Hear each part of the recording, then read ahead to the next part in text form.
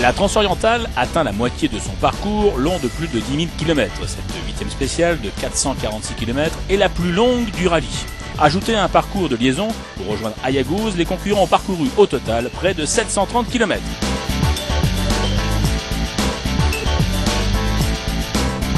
Sur une piste rapide, les camions se sont mis en vedette, notamment le team Kamaz, toujours en course, qui voit Vladimir Chagin remporter la catégorie camion, mais le Russe signe également le meilleur temps du classement cumulé auto-camion, malgré une crevaison.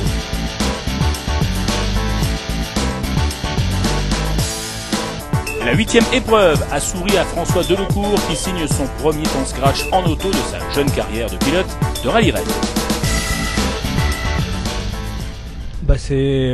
C'était une grosse expérience aujourd'hui, pour moi en tout cas quelque chose de totalement nouveau, une spéciale aussi longue. Je me suis assez fait plaisir, assez régalé, tout en mesurant pleinement le danger parce qu'il est quand même omniprésent. À tout moment on peut sortir de la piste et trouver une saignée un peu profonde. D'ailleurs j'étais très impressionné d'être doublé par le Kamaz à une vitesse absolument hallucinante. J'étais dans son sillage pendant très longtemps, tout le début de la spéciale, et ensuite il a crevé. Il m'a redoublé à un moment donné en prenant totalement du hors-piste, prenant des risques, j'ai trouvé totalement inconsidéré. Mais je pense qu'ils peuvent peut-être se le permettre. Et quant à nous, on a essayé de gérer un petit peu aussi les pneus parce que j'étais dans le doute en matière de pneumatique, dans le doute dans beaucoup de domaines.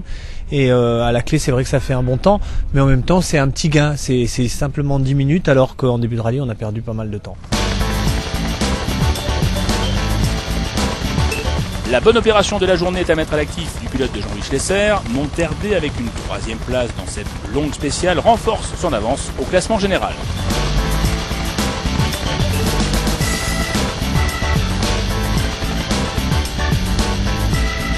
Le duo de tête Katrinak ou le Vasseter continue de s'échanger dans Scratch. Cette fois, c'est la KTM numéro 1 qui s'impose, mais au général, la KTM numéro 2 reste en tête.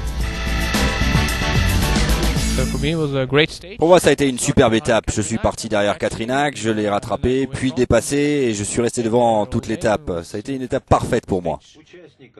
Lors du briefing du soir, le team Kamaz a annoncé le retrait complet de son team qui occupait les 2e, 4e et 5e places des camions. Après le tragique accident impliquant Vladimir Chagin avec le regretté Philippe Tona, pilote moto, décédé sur le coup. Demain, dernière spéciale au Kazakhstan, avant de découvrir le 3e pays qui accueille cette transorientale, à savoir la Chine. À demain.